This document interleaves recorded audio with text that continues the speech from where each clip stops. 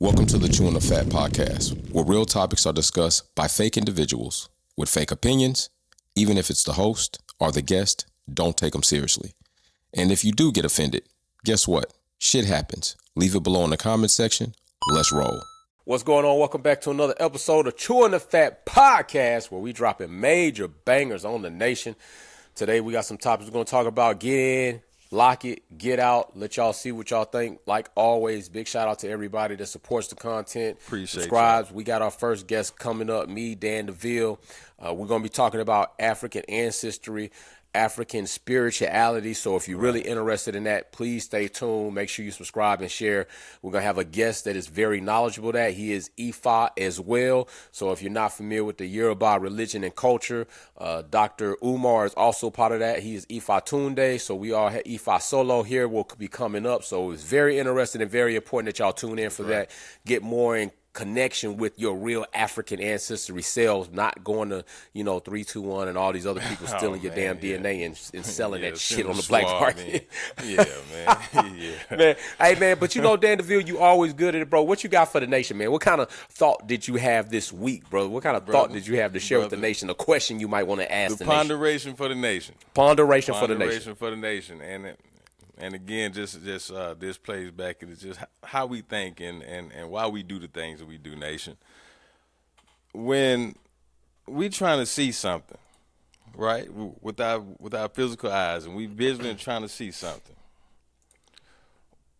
why and for what ridiculous reason do we squint our eyes to make it a smaller opening to be able to see the thing, when shouldn't you open your eyes wider to be able to see? True, but I do know the answer to that. There we go, my brother. See that's what I'm talking about. That's why we ponder these things, man. It is a stigmatization. So basically what happens is this. Right. When you open your eyes wider to take in all the information, a part of the reason is the eyes can't really focus. So basically it's a problem with taking in all that information. So what happens is you shrink down, and it's almost like if you took a scope and you twisted it to zoom in on what you're trying to see. Right. That's basically essentially kind of what you're doing with your eye. You're trying to zoom in and scope it down on a smaller target. So now you see that and you cancel everything on the outside. So now your eyes more focused and started trying to take in all the information. Yeah, see, that's what I want to hear, my brother. See. So that's why you squint to get it in. You kind of dialing in with that scope. That's I like that. What's happening. So that means that's because God designed it that you open your eyes. Why you open your eyes, you can see everything. So we're in that conversation about how much and the percentage of our human mind that we can use. So if the body's been conditioned to minimize the information that's coming in in order to function. That means that we way off. How we was originally designed, my brother. We way off. That's a good one. That is a good one. Matter of fact, if anybody else has something to add to that conversation, just curious, please add it down below. If you got better or more accurate information than myself, definitely do that. That is a very interesting thing. And because the human body will adapt. Right, will adapt. You're correct. To survive. It will. So that's a hell of an adaptation that we've gone from opening our eyes to see that. Now we got to close our eyes to be able to focus. To focus. That's true, bro. That's true. That's a hell of an adaptation. That is it's almost like putting horse blinders on. Like brother. Yeah. We do not trusted to have the capacity to see everything else. We just need you to see this. And that's almost what the world is trying to do. Trying to just blind us and focus us in one direction like some cows. And see, nation. So pondering on things ain't great things come out of the ponderation. The ponderation does deliver some thoughts, man. Yes. So send us some of y'all ponderations, nation. Send us some ponderations. Yeah. We want to see your ponderations for sure. It's necessary. It is necessary. Dialogue is necessary, and ponderation is necessary by nation. And talking about what's necessary, I have a question for the nation, for the people. Okay. I'm about to play this video clip. I myself was a bit mixed on it, and we will talk about that. I'm gonna let my brother Dan DeVille see it for himself as well. And here we go. Get out. Coming into a private business like this, it's a private business. You are not a federal agent to begin with. I'm not touching you. Now, what was happening here was there was a group of doctors. This was an ICE agent that was coming in to basically detain Latino American or not from the actual. He was a gardener. He wasn't actually a patient. He was a gardener. I guess he ran inside, fled inside. The agent followed him, and these white surgeons stood in between the agent and basically contested him. Where I was kind of conflicted was, would they have took that stance had that agent been a white male? Would they have taken that same stance against a white agent coming in to do the same duty? Or would they have surrendered to the point where he must be right because he's white? But being that that was an agent of color, I was wondering that. The other thing I wondered was, good on them, taking a stance to protect somebody who they probably have a relationship with. That guy probably comes and does the landscaping there every damn week. Right. And they just wasn't having the shit.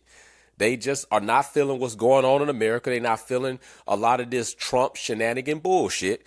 And they just decided we are about to stand here. Now, he was eventually detained, but the fact that they stood up was a good situation. But I do want to say that needs to happen on a bigger scale and across the nation for people to stand up for the right thing happening, period. Right. Where do you stand on with that type of situation? When I look and see that particular situation that just took place, when we look at the race of the officer, with the officer being a brother, being a man of color, it just delayed them. It as it stated, it just delayed them, so it allowed them to be delayed. Had it been a white officer, he'd have told him one time, he's dispersed. After that, we know how that plays out. Right. It's gonna get a little ugly, and they gonna move before it get ugly. Because they know they kind. Boom. They know Good what's point. coming. They know what's coming. But as far as the whole ICE and the immigration situation, it's gotten out of hand. It has. It's gotten out of hand where a criminal is a criminal, and okay, you got city boys, county boys, you got state patrols. When they apprehend them, because if they criminal, they doing criminal things. Right. Are they not? Right. So, and the police job is to apprehend criminals. So True. when they catch them doing criminal things, should these people indeed be criminals? When they catch them doing criminal things, instead of, for us, they take us to Rice Street. So for them, instead of them going to Rice Street, boom, Rice once Street, they horrible. run them, guess what? Now ICE come get them. Now it makes sense, boom, you got a funnel. But to just pick people up and Right. you got people running everywhere because Right. I believe wholeheartedly 60% of the people that's running and darting, they've done nothing illegal, but it's known. It's the same as being black, and the folk get behind you. I mean, in some cases you may not be dirty, you may not have nothing in the car at But all, you get but we this know how feeling. this play out. Right. You know how it So plays out. it's hell. Let me get the hell on. That's for real. Yeah, I definitely agree. The ICE situation, I'm not on board with it. I think at this point in time it's being implemented in such a heinous way that it's not looked at as a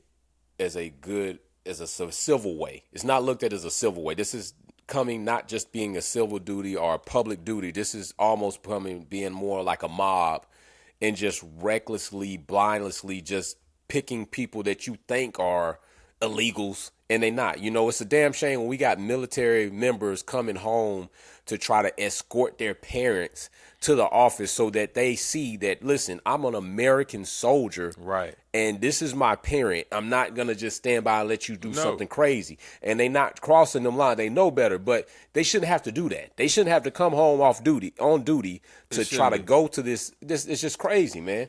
But this is It's wild. And Trump has literally told y'all he's trying to deport American citizens. Right. It's crazy shit. This is something though that when the negative is going on and we turn one cheek, turn the other cheek, we get too comfortable with it, and we got so divided. You know, the Hispanic community, the black community, the Asian community, all of us so divided. The Indian community, Pakistani community, we all so divided. Everybody doing their own thing. But now, something like this had to take place in order for us to come back to the table and start having some real discussions. Good point. You know, of how do we act as our own cultures, but interact together as a force. Correct. You know, because we're being targeted as a force. You know, people of color. Because if you look at it, it's you can be a black American and look Hispanic and get caught up in that. Straight up. You know, Straight up. This is something that